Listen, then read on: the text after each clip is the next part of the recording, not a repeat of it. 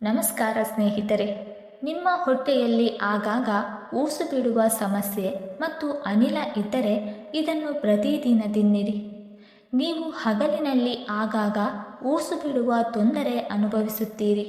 ಹೊಟ್ಟೆಯಲ್ಲಿ ಅನಿಲ ಸಂಗ್ರಹವಾಗುತ್ತದೆ, ಅದು ಉಬ್ಬಿರುವಂತೆ ಭಾಸವಾಗುತ್ತದೆ ಮತ್ತು ಕೆಲವೊಮ್ಮೆ ಹೊರಗೆ ವಾಸನೆ ಬರಲು ಕಷ್ಟವಾಗುವಷ್ಟು ಕೆಟ್ಟ ವಾಸನೆ ಬರುತ್ತದೆ ಮತ್ತು ಕೆಲವೊಮ್ಮೆ ಅದು ತುಂಬ ಕೆಟ್ಟದಾಗಿರಬಹುದು. ಹೊರಗೆ ಹೋಗುವುದು ಸಹ ಕಷ್ಟಕರವಾಗುತ್ತದೆ. ಈ ಸಮಸ್ಯೆ ಕೇವಲ ಮುಜುಗರದ ಸಂಗತಿಯಲ್ಲ, ಇದು ನಿಮ್ಮ ಜೀರ್ಣಾಂಗ ವ್ಯವಸ್ಥೆಯು ಸಮಸ್ಯೆಯಾಗಬಹುದು.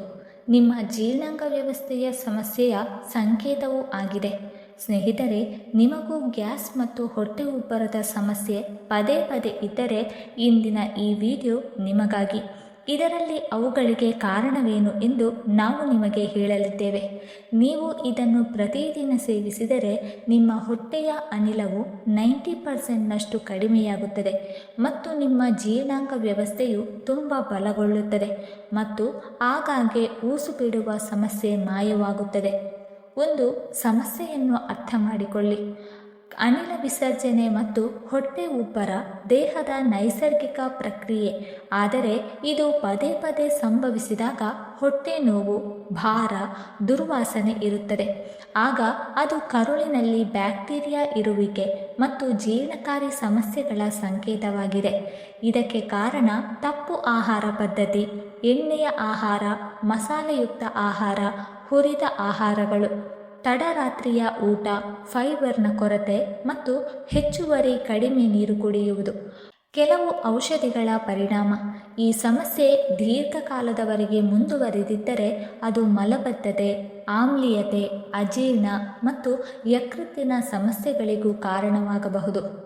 ಎರಡನೆಯದಾಗಿ, ಪರಿಹಾರಗಳ ಭರವಸೆ.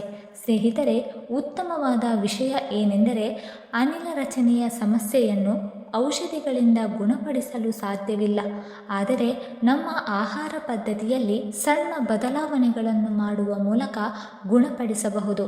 ಇಂದು ನಾವು ನಿಮಗೆ ಸಂಪೂರ್ಣವಾಗಿ ಮಾಡಬಹುದಾದ ಒಂದು ವಿಷಯದ ಬಗ್ಗೆ ಹೇಳಿಕೊಡುತ್ತೇವೆ. ಇದು ನೈಸರ್ಗಿಕವಾದದ್ದು, ಪ್ರತಿ ಮನೆಯಲ್ಲೂ ಸುಲಭವಾಗಿ ಕಂಡುಬರುತ್ತದೆ ಮತ್ತು ಪ್ರತಿದಿನ ಒಂದು ಹಿಡಿ ತಿನ್ನುವುದರಿಂದ ಗ್ಯಾಸ್ ನಿವಾರಣೆಯಾಗುತ್ತದೆ. ನಾವು ನಿಮಗೆ ಇನ್ನು 4ರಿಂದ 5 ಸಲಹೆಗಳನ್ನು ಹೇಳಿಕೊಡುತ್ತೇವೆ.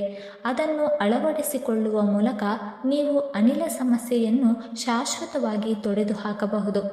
ಮೂರನೆಯದಾಗಿ, ಇದನ್ನು ಪ್ರತಿದಿನ ತಿನ್ನಿರಿ. ಹುರಿದ ಜೀರಿಗೆ, ಅಜ್ವೈನ್ ಬೀಜಗಳು ಮತ್ತು ಸೋಂಪು ಕಾಳುಗಳು ತ್ರಿಫಲದಂತಹ ಅನಿಲ ನಿವಾರಕ. ಈ 3 ವಸ್ತುಗಳು ಹೊಟ್ಟೆಗೆ ರಾಮಬಾಣ. ಒಂದು, ಜೀರಿಗೆ. ಇದರಲ್ಲಿರುವ ಥೈಮೋಲ್ ಜೀರ್ಣಕಾರಿ ಕಿಣ್ವಗಳನ್ನು ಉತ್ತೇಜಿಸುತ್ತದೆ. ಎರಡನೆಯದಾಗಿ, ಅಜ್ವೈನ್ ಬೀಜಗಳು. ಇದು ಥೈಮೋಲ್ ಮತ್ತು ಫೈಬರನ್ನು ಹೊಂದಿರುತ್ತದೆ. ಇದು ಕರುಳಿನಲ್ಲಿ ಸಿಲುಕಿರುವ ಅನಿಲವನ್ನು ತೆಗೆದುಹಾಕಲು ಸಹಾಯ ಮಾಡುತ್ತದೆ. ಮೂರನೆಯದಾಗಿ, ಸೋಂಪು ಕಾಳುಗಳು. ನಿಮ್ಮ ಹೊಟ್ಟೆಯನ್ನು ತಂಪಾಗಿರಿಸುತ್ತದೆ, ಅನಿಲ ರಚನೆಯನ್ನು ತಡೆಯುತ್ತದೆ ಮತ್ತು ಬಾಯಿಯ ದುರ್ವಾಸನೆಯನ್ನು ನಿವಾರಿಸುತ್ತದೆ. ಇದನ್ನು ಯಾವ ರೀತಿ ತಯಾರಿಸಿಕೊಳ್ಳಬೇಕು? ಜೀರಿಗೆ, ಅಜ್ವೈನ್ ಮತ್ತು ಸೋಂಪನ್ನು ತಲಾ 1 ಟೀ ಚಮಚ ಲಘುವಾಗಿ ಹುರಿಯಿರಿ. ತಣ್ಣಗಾದ ನಂತರ ಅದನ್ನು ಪುಡಿ ಮಾಡಿ ಗಾಳಿಯಾಡದ ಪಾತ್ರೆಯಲ್ಲಿ ಸಂಗ್ರಹಿಸಿ. ಇದನ್ನು ಯಾವ ರೀತಿ ಸೇವಿಸಬೇಕು ಎಂದರೆ, ಪ್ರತಿದಿನ ಬೆಳಗ್ಗೆ ಖಾಲಿ ಹೊಟ್ಟೆಯಲ್ಲಿ ಅಥವಾ ಊಟವಾದ ನಂತರ 1 ಟೀ ಸ್ಪೂನ್ ಉಗುರು ಬೆಚ್ಚಗಿನ ನೀರಿನೊಂದಿಗೆ ತೆಗೆದುಕೊಳ್ಳಿ. ನೀವು ಬಯಸಿದರೆ ನೀವು ಇದನ್ನು ಮಜ್ಜಿಗೆ ಅಥವಾ ಬಿಸಿ ನೀರಿಗೆ ಸೇರಿಸಿ ಕುಡಿಯಬಹುದು. ಇದರ ಉಪಯೋಗ ಏನೆಂದರೆ, ನಿಮ್ಮ ಹೊಟ್ಟೆಯಲ್ಲಿ 3ರಿಂದ 5 ದಿನಗಳಲ್ಲಿ ಹಗುರವಾಗುತ್ತದೆ, ನಿಮ್ಮ ಜೀರ್ಣಶಕ್ತಿ ಹೆಚ್ಚಾಗುತ್ತದೆ, ಆಮ್ಲೀಯತೆ ಕಡಿಮೆಯಾಗುತ್ತದೆ, ಹೊಟ್ಟೆಯಲ್ಲಿ ಅನಿಲ ಸಂಗ್ರಹವಾಗುವ ಸಮಸ್ಯೆ ಕೊನೆಗೊಳ್ಳುತ್ತದೆ, ಬಾಯಿಯ ದುರ್ವಾಸನೆಯೂ ಕೂಡ ಕಡಿಮೆಯಾಗುತ್ತದೆ. 4ನೆಯದಾಗಿ, ಪೋಷಕ ಆಹಾರಗಳು ಮುಖ್ಯ. ಪರಿಹಾರದ ಜೊತೆಗೆ ನಿಮ್ಮ ದೈನಂದಿನ ಆಹಾರದಲ್ಲಿ ಈ 5 ವಿಷಯಗಳನ್ನು ಸೇರಿಸಿಕೊಳ್ಳಿ. 1. ಉಗುರು ಬೆಚ್ಚಗಿನ ನೀರು. ದಿನವಿಡೀ ತಣ್ಣೀರು ಕುಡಿಯುವ ಬದಲು ಉಗುರು ಬೆಚ್ಚಗಿನ ನೀರನ್ನು ಕುಡಿಯಿರಿ. ಇದು ನಿಮ್ಮ ಜೀರ್ಣಕ್ರಿಯೆಯನ್ನು ಸುಧಾರಿಸುತ್ತದೆ ಮತ್ತು ಕರುಳನ್ನು ಶುದ್ಧಗೊಳಿಸುತ್ತದೆ. ಎರಡನೆಯದಾಗಿ, ಮೊಸರು ಅಥವಾ ಮಜ್ಜಿಗೆ. ಇದು ಪ್ರೋಬಯೋಟಿಕ್ಸ್ ಬ್ಯಾಕ್ಟೀರಿಯಾಗಳನ್ನು ಹೊಂದಿದ್ದು ಹೊಟ್ಟೆಯಲ್ಲಿ ಒಳ್ಳೆಯ ಬ್ಯಾಕ್ಟೀರಿಯಾವನ್ನು ಹೆಚ್ಚಿಸುತ್ತದೆ. ಊಟದ ನಂತರ ಉಪ್ಪು ಅಥವಾ ಜೀರಿಗೆಯೊಂದಿಗೆ ಮಜ್ಜಿಗೆ ಕುಡಿಯುವುದರಿಂದ ಅನಿಲವನ್ನು ತ್ವರಿತವಾಗಿ ತೊಡೆದುಹಾಕಲು ಸಹಾಯ ಮಾಡುತ್ತದೆ. ಮೂರನೆಯದಾಗಿ ಪಪಾಯಿಯನ್ನು ನಿಯಮಿತವಾಗಿ ಮಿತ ಪ್ರಮಾಣದಲ್ಲಿ ಸೇವಿಸುವುದರಿಂದ ಅದರಲ್ಲಿರುವ ನಾರಿನಾಂಶ ಜೀರ್ಣಕ್ರಿಯೆಗೆ ಸಹಾಯ ಮಾಡಬಹುದು. ಪಪ್ಪಾಯಿಯಲ್ಲಿರುವ ಪೆಪ್ಟೈನ್ ಎಂಬ ಎಂಜೈಮ್ ಆಹಾರದಲ್ಲಿನ ಪ್ರೋಟೀನ್ ಜೀರ್ಣವಾಗಲು ನೆರವಾಗುತ್ತದೆ. ಇದರಿಂದ ಕೆಲವರಿಗೆ ಹೊಟ್ಟೆಭಾರ, ಉಬ್ಬರ ಮತ್ತು ಗ್ಯಾಸ್ನಂತಹ ಸಮಸ್ಯೆಗಳು ಕಡಿಮೆಯಾಗಬಹುದು. ಪ್ರತಿದಿನ ಉಪಹಾರಕ್ಕಾಗಿ 100ರಿಂದ 150 ಗ್ರಾಂ ಪಪ್ಪಾಯಿ ಹಣ್ಣನ್ನು ತಿನ್ನುವುದರಿಂದ ನಿಮ್ಮ ಹೊಟ್ಟೆ ಸ್ವಚ್ಛವಾಗುತ್ತದೆ. ನಾಲ್ಕನೆಯದಾಗಿ ಶುಂಠಿ ನಿಂಬೆ ನೀರು. ಶುಂಠಿ ಅನಿಲ ರಚನೆಯನ್ನು ತಡೆಯುತ್ತದೆ, ಜೀರ್ಣಕ್ರಿಯೆಗೆ ಬೆಂಬಲ ನೀಡಬಹುದು ಮತ್ತು ಹೊಟ್ಟೆಯ ಅಸ್ವಸ್ಥತೆಯನ್ನು ಕಡಿಮೆ ಮಾಡಲು ಸಹಾಯ ಮಾಡಬಹುದು. ನಿಂಬೆಹಣ್ಣನ್ನು ನೀರಿನೊಂದಿಗೆ ಸೇವಿಸುವುದು ದೇಹಕ್ಕೆ ದ್ರವಾಂಶ ಒದಗಿಸುತ್ತದೆ. ಊಟ ಮಾಡಿದ ನಂತರ ಶುಂಠಿ ರಸಕ್ಕೆ ನಿಂಬೆಹಣ್ಣು ಮತ್ತು ಸ್ವಲ್ಪ ಉಪ್ಪು ಸೇರಿಸಿ ಕುಡಿಯಬಹುದು. ಐದನೆಯದಾಗಿ ಸೆಲೆನಿಯಂ ಹುಟ್ಟು ಅಂದರೆ ಇಸಬ್ಗೋಲ್. ರಾತ್ರಿ ಮಲಗುವ ಮುನ್ನ 1 ಟೀ ಚಮಚ ಇಸಬ್ಗೋಲನ್ನು ಉಗುರು ಬೆಚ್ಚಗಿನ ನೀರು ಅಥವಾ ಹಾಲಿನಲ್ಲಿ ಬೆರೆಸಿ ಕುಡಿಯಿರಿ. ಇದು ಮಲಬದ್ಧತೆಯನ್ನು ನಿವಾರಿಸುತ್ತದೆ, ಕರುಳನ್ನು ಶುದ್ಧಗೊಳಿಸುತ್ತದೆ ಮತ್ತು ಅನಿಲವನ್ನು ಸ್ವಯಂಚಾಲಿತವಾಗಿ ಕಡಿಮೆ ಮಾಡುತ್ತದೆ. ಐದನೆಯದಾಗಿ ನಾವು ಏನು ಮಾಡಬಾರದು. 1. ಹುರಿದ, ಹಳೆಯ ಮತ್ತು ಹೆಚ್ಚು ಮಸಾಲೆಯುಕ್ತ ಆಹಾರವನ್ನು ಸೇವಿಸಬೇಡಿ. ಎರಡನೆಯದಾಗಿ ಚಹಾ, ಕಾಫಿ, ತಂಪು ಪಾನೀಯಗಳನ್ನು ಮತ್ತು ಮದ್ಯಪಾನಗಳಂತಹ ವಸ್ತುಗಳನ್ನು ಕಡಿಮೆ ಮಾಡಿ. ಮೂರನೆಯದಾಗಿ ಬೇಗನೆ ಆಹಾರ ತಿನ್ನುವುದನ್ನು ತಪ್ಪಿಸಿ. ನಾಲ್ಕನೆಯದಾಗಿ ಊಟ ಮಾಡಿದ ತಕ್ಷಣ ಮಲಗುವ ಅಭ್ಯಾಸವನ್ನು ಬಿಟ್ಟುಬಿಡಿ. ಐದನೆಯದಾಗಿ ಒತ್ತಡ ಕಡಿಮೆ ಮಾಡಿಕೊಳ್ಳಿ, ಯೋಗ, ಪ್ರಾಣಾಯಾಮ ಮಾಡಿ. ಆರನೆಯದಾಗಿ ಜೀವನ ಶೈಲಿ ಸಲಹೆಗಳು. 1. ನಿಧಾನವಾಗಿ ತಿನ್ನಿರಿ. ಆಹಾರವನ್ನು ಸರಿಯಾಗಿ ಅಗೆಯುವುದರಿಂದ ಅನಿಲ ರಚನೆಯನ್ನು ತಡೆಯುತ್ತದೆ. 2. ಸಣ್ಣ ಊಟಗಳನ್ನು ಸೇವಿಸಿ.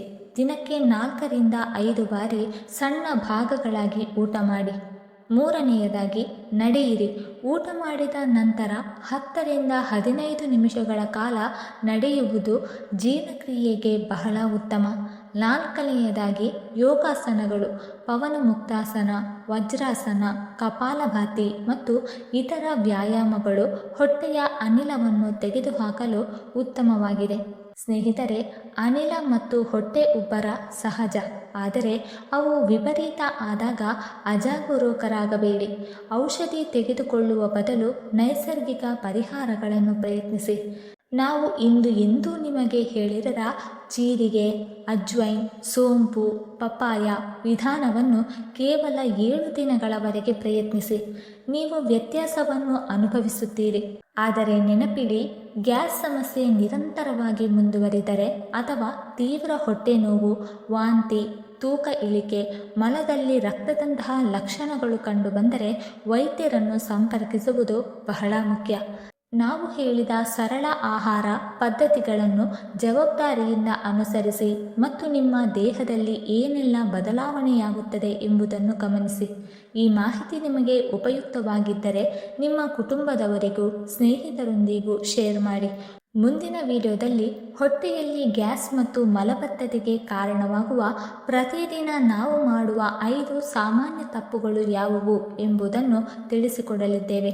ಆ ವಿಡಿಯೋ ತಪ್ಪಿಸಿಕೊಳ್ಳಬಾರದು ಎಂದರೆ ಈಗಲೇ ನಮ್ಮ ಚಾನಲನ್ನು ಸಬ್ಸ್ಕ್ರೈಬ್ ಮಾಡಿ ಮತ್ತು ಬೆಲ್ ಐಕಾನ್ ಒತ್ತುವುದನ್ನು ಮರೆಯಬೇಡಿ. ಧನ್ಯವಾದಗಳು.